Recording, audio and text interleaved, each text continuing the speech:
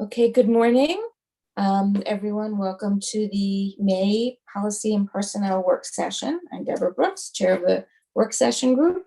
And so we'll start with the pledge, and then we'll take roll call. So everyone please rise. Imagine a flag somewhere. I pledge allegiance to the flag of the United States of America and to the republic for which it stands, one nation, under God, indivisible, with liberty and justice for all. Cindy, if you could please take roll call.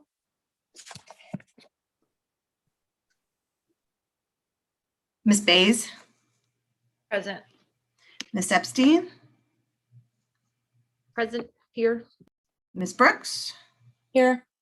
Mr. Greenstein? Here for now. And Ms. Gilliar? Here.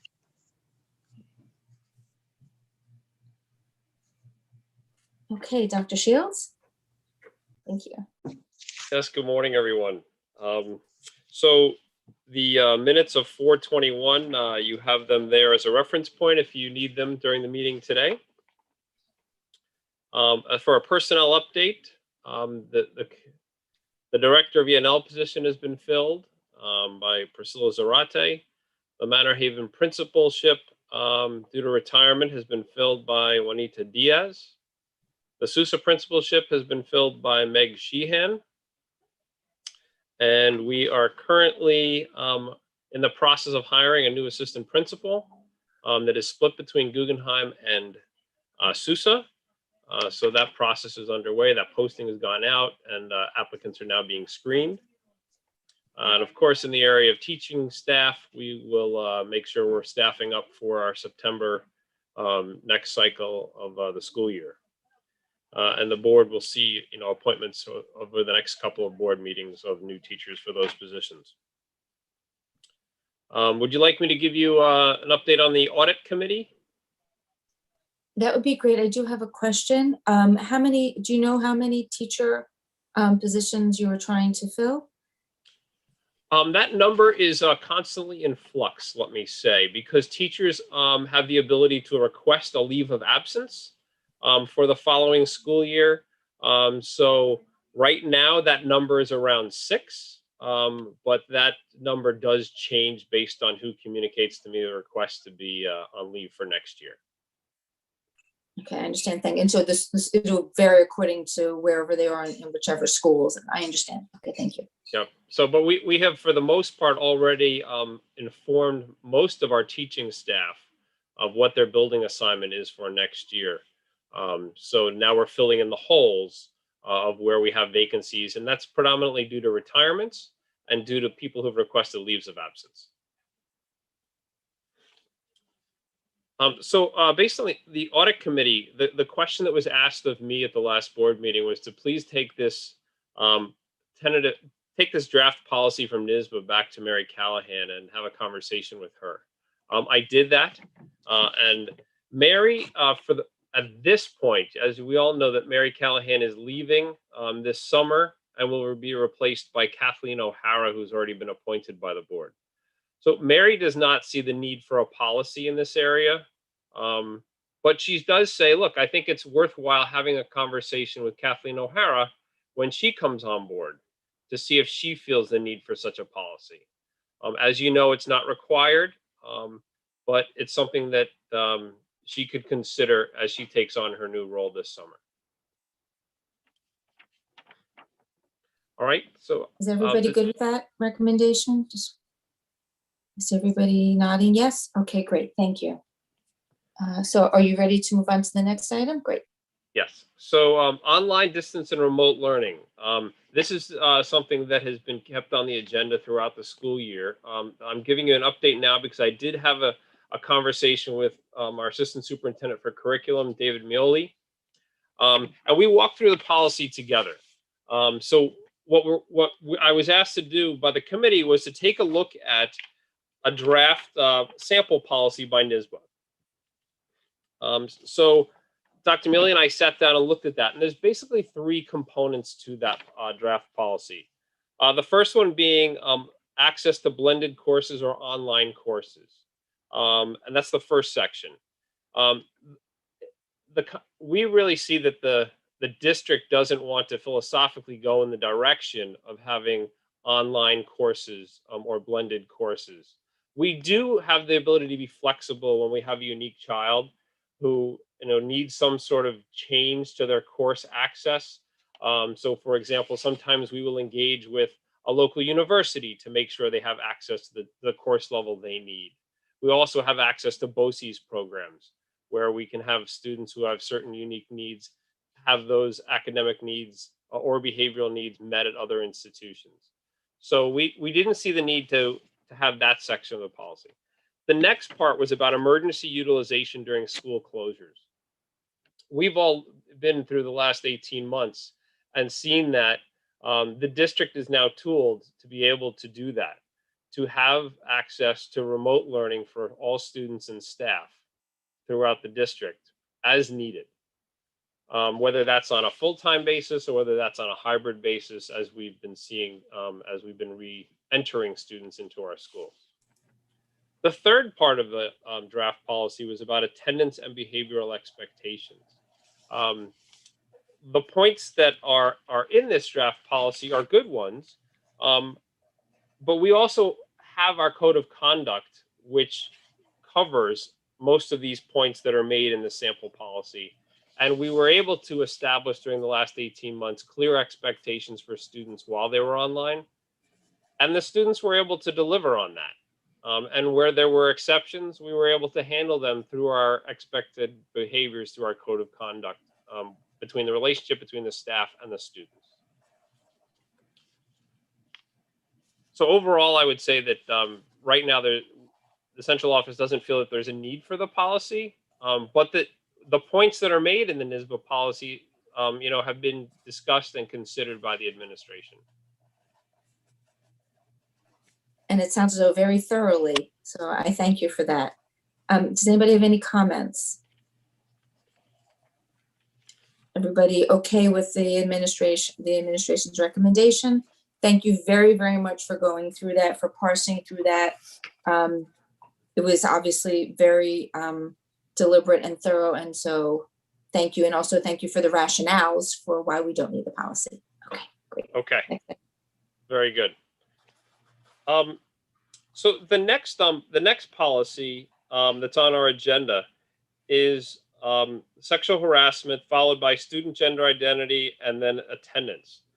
We have Howard Miller with us today, school district's attorney for those people who are on the outside watching. And he and I have had extensive conversations about all three of these topics. He is aware of the questions that the board has asked. So why don't we start with the first one, Howard, being the sexual harassment of students? If I Yes. could interject just one moment, I'm sorry. For the people who are watching, we will take community comments at the end, but also all of these documents are uploaded to board docs. So if you go to that section, you'll be able to follow along. This policy is very long, but you'll be able to follow along with all of the documents and the policies for today's work session. Okay, sorry to interrupt. Mr. Miller. Yes, so just by way of background for the change in policy, this came about because under the Trump administration, there was a revision to the guidelines issued by the Office of Civil Rights and the Department of Education regarding investigations of sexual harassment allegations. It was mostly aimed at higher education institutions. The thought was at the university level, that in the context of investigations and disciplinary hearings, the stack had become too decked. Basically, the deck was stacked against the accused, and the Trump administration wanted to walk that back. And where they felt that the biggest problem is that there was this what we call a single investigator model, where that person was investigating and making determinations and recommendations. So it was thought at the time the best way to eradicate some biases in the process was to move to a more structured thing with multiple parties involved. The Biden administration has announced that they're going to be revisiting this whole dynamic. So in all likelihood, somewhere along the line, and I don't know how long it's going to be, all of this is going to be undone, and we're going to go back to where we were. But in the meantime, again, even though this was primarily geared toward higher education institutions, public K through 12 school districts are bound by these regulations as well. So the model policy that you have was created to deal with the new structure. But again, when it comes to discipline, like an actual hearing, that's going to be governed by the education law, by a 3214 hearing. If there was a staff member harassing a student, that would be covered by either Section 75 of the Civil Service Law or Section 3028 of the Education Law. So we're trying to, in a sense, put a circle in a square. And we're doing the best we can with this. But this policy, I think, is a good policy. It does leave open some discretionary matters to a school district. One thing the committee would need to decide, for example, when you're doing investigations, what kind of standard you're going to look at for determining whether there was misconduct. It gives you the option of preponderance of evidence standard, which would be more than 50% likelihood versus a clear and convincing standard. We would not recommend a clear and convincing standard. That, in our opinion, is way too high a bar. It also, again, doesn't conform to what would happen in a real hearing, because under, whether it's a student hearing or a staff hearing in a public school in New York, that's going to be a preponderance standard. So having a clear and convincing wouldn't work. Otherwise, there are timelines in here that they're all discretionary. I think what you have in here now works. So it's what the committee wants to do. But that's really the background to this. And again, it's somewhat, I don't know, an unfortunate use of energy at this juncture, because they're going to wind up reversing this. But I think now you have to adopt something to be compliant. And then again, as these matters happen, and sadly they are still happening, we have a bunch of them going on now thankfully with other districts. We get to, the best thing is we try to help you out and frame these investigations so they're done fairly to both sides. Does anyone have any questions? I don't see any hands raised.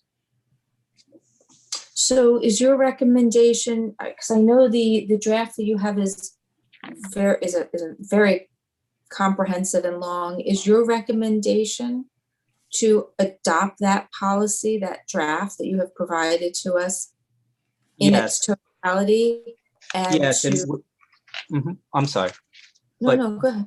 But where it gives you, for example, choices between what kind of standard of evidence, I would definitely pick preponderance. You do have flexibility in terms of days. I might want to make those school days, to make sure you're using a definition. You wouldn't want a situation where something happens right before school break, and it's not realistic that something is going to get done over the break. So I would want to make those changes. But otherwise, it's a good policy, but it has to be understood that we're going to have to be a lot of nuance here in terms of actually the implementation, which we can help you with, along the way. Emily? Thanks. My just comment would be to go with Howard's recommendation, right? So I think that this is a policy. So Deb, you're asking, are we saying we adopt Howard, the policy, the way he's given it to us? And my answer is yes. I think we should go with Howard's recommendation. I agree. Does everyone else agree? Howard, I guess you'll clean it up and you'll provide where we have the option for the standard. Yes, we can take out, use a we clean can take out a lot copy. of the shaded parts and all that and make it a clean, an actual clean policy. Great. So if everybody's in agreement, we can put this on for first reading? Yes? Okay, I see thumbs up. Yes, All agree. We have a And thank you majority. for the very thorough explanation, Howard. Thanks. It's very complicated. It is. Yeah. And Okay, Yeah. we all like On many complicated. levels. On many levels. Okay, great. So you'll get a clean copy to us and we'll put it on for the first reading. Thank you very, very much for that. It's important, it's nuanced. Yeah, okay. As far as So the regulation is concerned,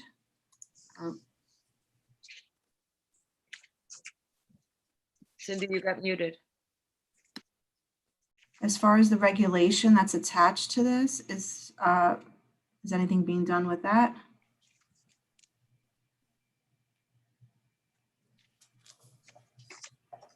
I think that's fine as well. that's from 1995.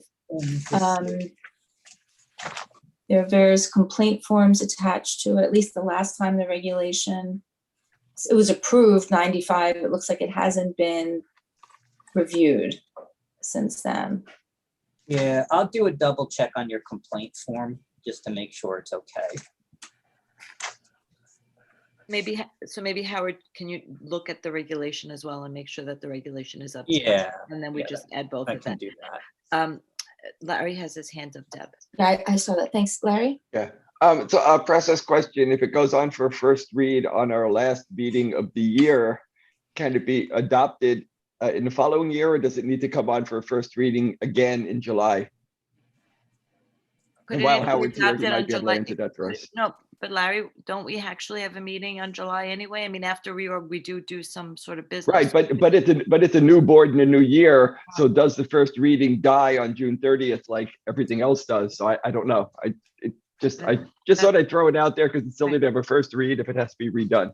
Right, because we do have 3 new people. Right, okay, that's a good question. Howard, what do you I think the new board could decide to waive a first reading if they want to. Okay. So we will So put we it on could for do June 8th, we could put it on for June 8th, first reading, and then have it on July 6th for a final and yeah, okay, and ask Great. the new board. All right. Yeah. Thank you. Okay, item number, let's see, where was I? 1.6, please.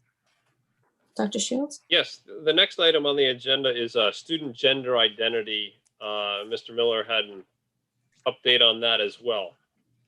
So we have generally not recommended a separate policy for gender identity. It is covered under DASA. And then on the employment side, it is covered under the state human rights laws. So we haven't done that. These questions get very complicated. You know, had a wave of them for whatever reason in the last week. Some of them, you know, the student had parental support in what was going on, and some of them they did not. And I don't want a district to be kind of stuck with a policy where I think we need a lot of flexibility with dealing with these issues. And certainly to the extent that there's any discrimination, that would be covered by DASA. And I know the school district will come down like a ton of bricks on discrimination against on this issue.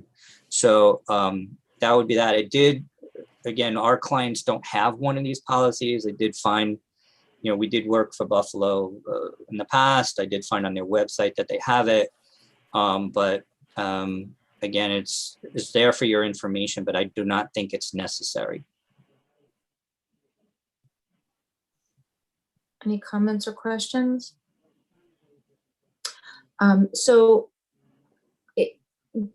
Given the work we're doing with diversity, equity, and inclusivity, and the philosophy of the district currently, I just want to be sure I understand that as a philosophical statement, it's notwithstanding the philosophy, it's your recommendation that we do not need a policy No, I don't think you need highlight- a separate policy. I think you can put elsewhere that this is something that, you know, you're cognizant of, you're fully supportive and protective of the rights of staff and students on this topic, but I don't think you need a separate policy. Okay, and so where would that go if you're saying in a separate place? I would have to look at your more generalized anti-discrimination policies, your DASA policies, to see if we could make a stronger statement, but I don't think it's necessary to have a separate policy. And unless you wanted to have just a generic, the policy being almost like a philosophy and saying prohibition against this is covered by policy X, Y, and Z. I wonder if we could create something like that. I'm personally, I'm thinking that rather than assume that it's someplace else, you know, given the philosophy of the district, or what we hope the philosophy is, personally, I think we should have something that makes it clear. Yeah. But I'm not, I know, I need the support of people here. It's not just. So just what I would have in mind, again, I haven't seen anything like it, but maybe we'll just create something new, is you would have your policy could express the board's view of protecting students and staff from discrimination. And then I could put something in, because the state education department put out good guidance a few years back. And we can say that we're committed to following the guidance set forth by the New York State Education Department.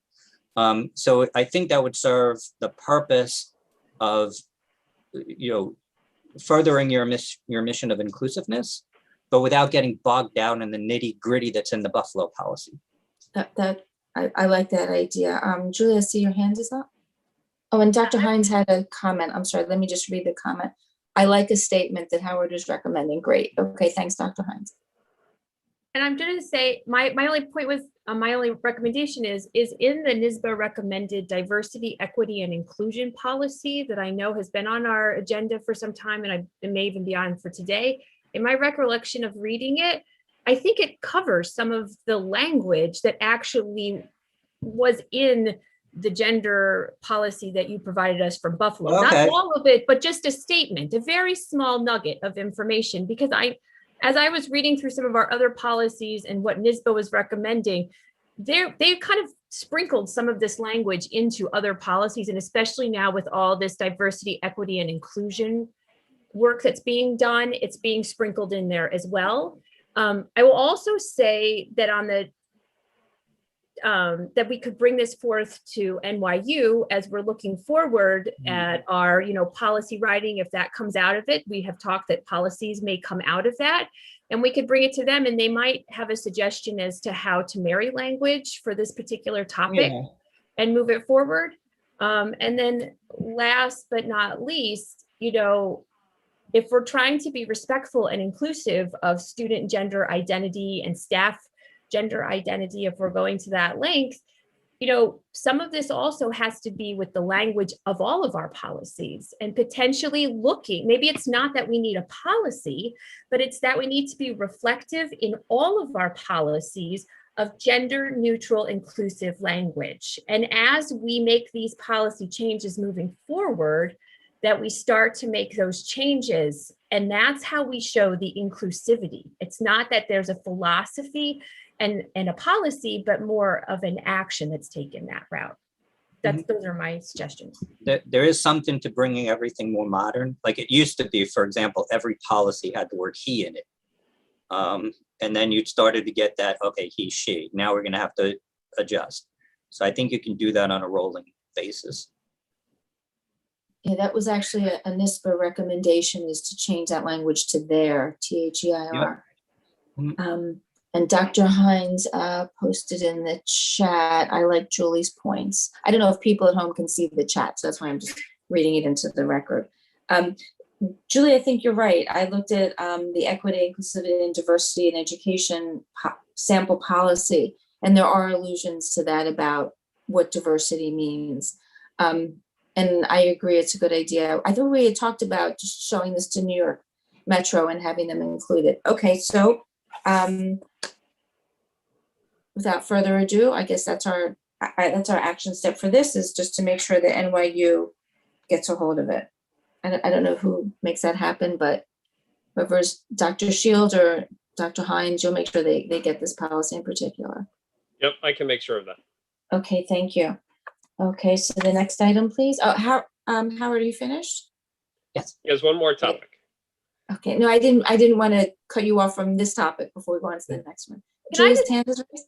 Sorry, can I just ask a question? So, and again, this is kind of like a process thing. So we talked about the policy. Do we want to have a discussion about changing the language and make it, I liked Howard's word, more modern and looking at that forward, or do we want to table that issue also? That could be a directive for the new year if you want to. I'm just asking where we stand on that. Well, I think it's something that we could certainly begin today if there are policies that we're reviewing that have he, she, to change it. NISBA's recommendation is to change the wording to there. So why not start today? I don't see it changing in the So, future. I mean, we have to get a sense of the board, right? This Yes, is- of course. Yeah, Yes, so let's get a sense of the board. Anybody not in favor? Everybody's in favor. Okay, at least the 5 board members I see here. Great. But, Okay. but remember that we I could. think it's a start good now. idea. We could start now. It's just, I think we should keep it on the back of our thoughts, is that as we do new policies going forward, we just make those changes, right? That we just change, but we can start with this one. Just keep it as something that we do going forward. Yeah, I 'cause agree. the way we could change them now. I mean, that would mean, As opposed to rewriting every policy that we Right. have. Right. I think we just can keep that top of mind, that that's something we should be looking out for. yeah, that's all I was saying. I was not saying rewrite That's all. an observation. Yeah. So we can actually start with the sexual harassment policy, since that's the one that will be going on for the first reading. So Howard, if you could add to your to-do list there to parse through the language. Yep. Okay, thank you.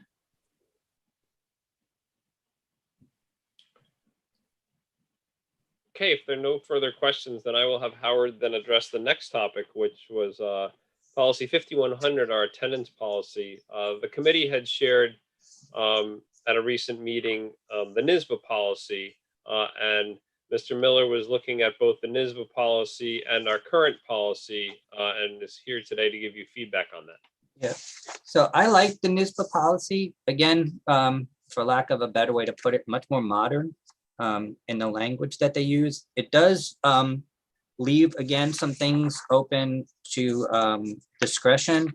I think one thing that you really need input from particularly the high school level would be, how do you want to define course credit? You haven't, I think, an 85% in the in your existing policy. You have other suggested language here, so I think you may need some input there.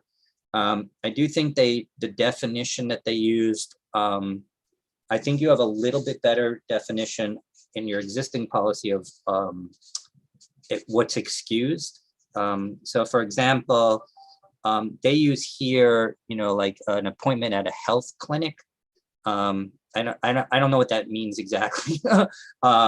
Seems to me to be more basic in the language. You have a doctor, or you have a dentist appointment, or something like that, or a medical or dental. Seems to be more plain language. I don't know about the impassable roads or weather, because typically you would be closed anyway. We represent some rural districts upstate that are small in student population, but vast in geography, where you could have a blizzard in one section of the school district, but not in the other. So I think that would make sense here. But look, you can have it in there. There's no harm in it. It just, I don't know if that's kind of relevant to us. I mean, I suppose if something happened and part of town became impassable, I think we would excuse that anyway, if the buses couldn't get through. But, again, that's whether you want to leave it in there or not. I've not seen that kind of language before. But otherwise, I think, again, a much more modern policy. It does recognize homelessness, which we have had some here. And again, the language seems to be a little bit more modern. Thank you. Any comments? Emily, your hand's up? Yeah, I'm just then trying to marry the two suggestions, I think is what Howard is suggesting, is that we take some parts of our policy that are maybe more simple in wording or more clear in wording, and some of the NISBA policy. So my question is, Dr. Shields, can you do that? Can you work on marrying the two together and then bringing it back, I guess, to the committee for to read it again and then put it for a first reading afterwards? So I don't think we're ready for a first reading is what I think I'm saying in this case. If we could just do some merging and then take it in, look at it again. Yeah, I agree. Oh, sorry. yeah. Howard and I discussed that having a merging of the two policies to create shall we say, an optimal one for Port Washington would be a natural next step. Yeah, so I could work with Chris. We could do a Zoom and just go through it and try to, come up with a now clear language, and again, take out the shading and the notes and all of that. And then we would bring it back to this committee for their review before it goes anywhere else. That's great. Now, I had also mentioned the last time that I personally wasn't comfortable with a lot of the incentive language. I know that we have to include that to some extent by law. Were you able to take a look at our existing policy with respect to the incentives and the NISBA policy and make a determination as to which language or what language is more appropriate for our school district?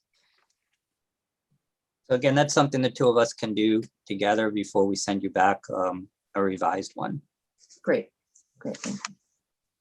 Any other comments about attendance? Okay, and I guess somebody will powwow with Dr. Pernick about the high school. Because you said you needed input from the high school, so somebody will loop him in wherever that's necessary. Yes, absolutely. Okay. Great, okay. Any other questions or comments? All right, next item, please. Okay, the next item, thank you, by the way, Howard, for covering those three topics. We appreciate all your work, we really do. You're very welcome. The next policy on the agenda, I believe is there, Ms. Brooks, I believe it is there as something to keep on the agenda moving forward, because this is an item that is in our policy manual that will eventually need to be reviewed by NYU as it is looking at the behavioral data. And the committee is already doing that. For those of us who are on that committee, we've been looking at the behavioral data for student outcomes of discipline as it relates to our code of conduct. They have they're going to have our code of conduct this week, and they're also looking at discipline referral forms as part of their evaluative process of the district. So I believe, Ms. Brooks, you wanted that on the agenda because we want to make sure we keep that in the forefront of the reviews that we're doing, in the near term. You're absolutely correct. Also because we're required annually to review the code of conduct, and I didn't want to have us forget that we have that obligation, but it doesn't make sense to overhaul it on our own without the input of NYU Metro's recommendations. Great, Yes. thank you. Thank you. Okay, any questions or comments about the code of conduct? All right, next item, please. The next item, Ms. Brooks, you'd asked to put on the agenda for accounting of fixed assets. I did see Mary Callahan to make sure she was aware that this was on the agenda. This is one of those topics that needs to be on our agenda annually, to make sure we're reviewing it. And this is the accounting of fixed assets is done as part of the external audit of our assets, as part of the process that is done, through the business office every year. So one of the reasons I was actually Ms. Epstein who raised this to make sure that we were including Chromebooks. Actually, why don't I not speak for you?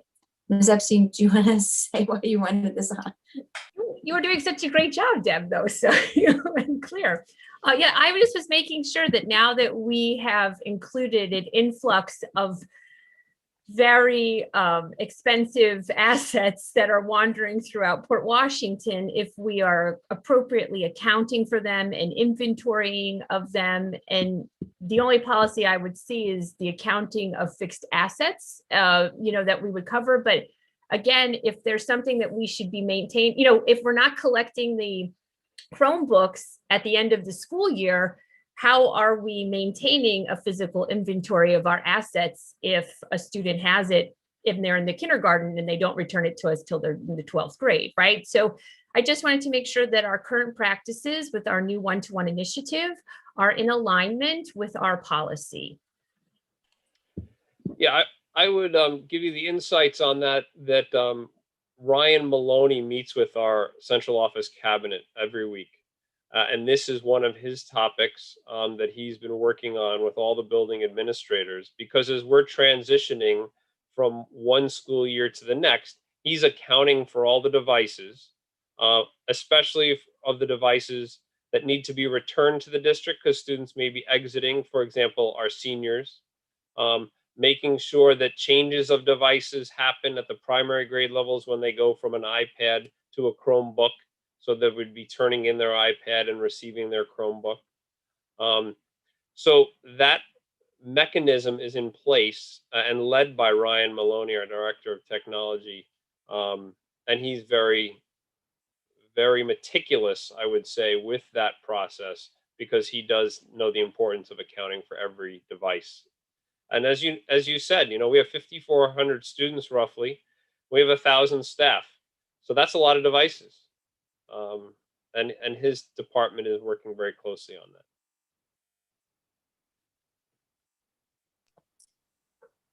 Julie, did you have any follow-up? No. I guess my only follow-up is, can we just get a conclusive answer? Are we returning the Chromebooks at the end of the school year every year, or will they how long will it, if I have an 8th grader, will my 8th grader keep the Chromebook until they're in 12th grade? How will that just be handled? So Chromebooks in general are being allowed to be kept over the summer, but the caveat to that is that a Chromebook has an expected life to it.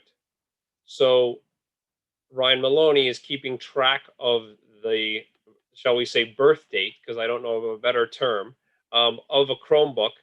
And then when it hits a certain end of its life expectancy, which I believe is 3 to 4 years, he's then rotating that out of the student's hand and replacing it with a more current device. Well, thank goodness for Ryan Maloney, who has to remember the birth dates of 5,400 plus 1,000 Chromebooks. Thank And you. if he was listening, probably would be cringing that we don't know what the real term is for it. I thought it was creative. Thank you. It was very creative. I think it's great. We should just call it that. Okay, I do see Dr. Hines can we let Dr. Hines speak? Yes, that's what I Dr. Hines? wanted. Yeah. I'll be real quick. Good morning, everyone. So if you hear some background noise, it's my car, so my apologies. But listen, with this, and Dr. Shields said this before, Ryan every week goes through all of these different things. If the board would like, we can ask Ryan to update the board as far as what the process looks like, what the, how we're in compliance with the policy, and then how we celebrate the birthdays of the Chromebooks. That would be great. Emily? That's it, I think. I don't need to say anything. I was just more really trying to understand the collection of the Chromebooks, but I think we have answered it. Dr. Hines has his hand up again, or did he not lower it? No. He lowered it. Okay. So there is a little sentence on the second page of our accounting and fixed assets policy that talks about how the Chromebooks, monitors, printers, etc., will be tagged, which and according to the above process. I guess the question I would want to know is, does Ryan Maloney, as the master of ceremonies for all of these devices, does he feel that he's adequately protected and guided by this policy, or does more language or different language need to be added? And also Mary Callahan or Kathleen O'Hara, do they feel that this policy protects, since these assets are so important and so expensive to replace, and we have a fiduciary duty to the taxpayers for every single, pencil, pen, Chromebook, whatever we supply, that also the district is protected by this policy. NISBA has a new policy out. I didn't parse through the language because I'm not accountingly savvy for that, but is everybody who needs to be protected or covered by this policy is my question. And either Howard or Dr. Shields could answer. I think you're asking me if it might be helpful for me to bring that question back to Mary Callahan and to Ryan Maloney to see if they feel adequately supported by the policy that's in place. I don't want to answer for them, but I'll be glad to do that if you think that's helpful. Does everybody agree that's a good idea? Or do you think it's superfluous? Everybody's shaking their head yes in agreement. We have 4 yeses. I can't see Larry, but I'll take it as a yes. It's a good idea because we clearly don't have the same technical expertise that Ryan Maloney has. We should ask him. Okay, great. So let you go and do that, Dr. Shields, and you'll let us know next meeting if they need more time. But in the meantime, I do feel that we're basically covered, but since we're here looking at it and there's a NISBA template, we might as well just make sure. And also if there's any language in there that needs to be changed from he or she to there, that would be great. Okay, any other comments about that policy? Julie, thank you for bringing it to our attention. Okay, finally. Last item. Finally, computer use and instruction acceptable use policy. You'd asked for that to be put on the agenda. And I think, Julie, was that your recommendation, your ask as well? Again, I asked this at the beginning of the school year, again, just with the new one-to-one initiative. I didn't know if we needed to review this policy as well to see if there was anything that we would be infringing upon or needed to add in light of our increase of Chromebooks and computer use in our school district. So that's the only reason I brought this up. So I can have that reviewed with Ryan as well while I'm doing the other policy with him and just make sure he's comfortable with it.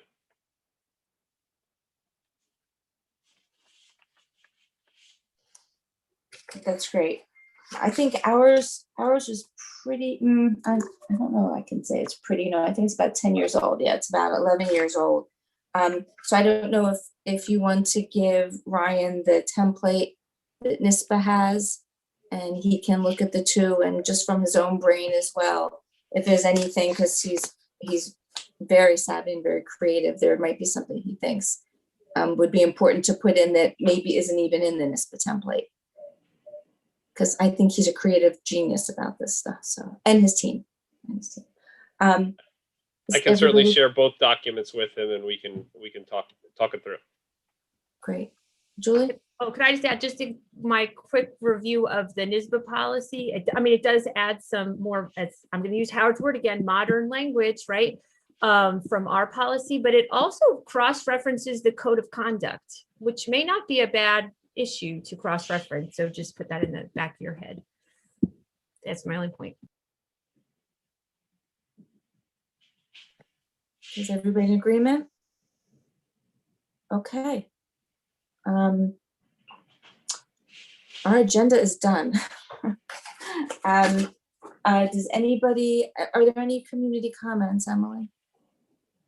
Nobody. Okay. Well, with that, I'll just put my agenda away so I don't know when the next meeting is. It is June June 16th. 16th. Thank you, June 16th. And we'll see what happens if we have anything from Vision and Mission or anything to from diversity, from any of these railroad tracks that we hope are intersecting that maybe we can bring back and finalize. And if not, we'll just plow ahead. And if anybody wants any other policies to be reviewed in June, please let me know. We'll add it to the agenda because obviously we're being very, very efficient and we're finishing early, so we have time. Julie? I was just going to say, have we completed our list of policies we're supposed to review annually, or do we have any left still because that would be our last meeting to do it within the calendar year, correct? You know? Dr. Shields, do you know, I seem to think I remember you had a priority of putting all those on first.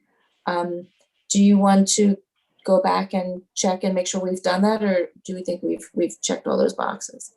I believe we have, but Cindy and I can go back and just look at the agendas for the year to make sure that that's been accomplished. Okay, anything else? Okay, everyone. Well, we'll see this work group in June. Everybody continue to stay well. Thank you. Thank you. Care, everyone. Thank you.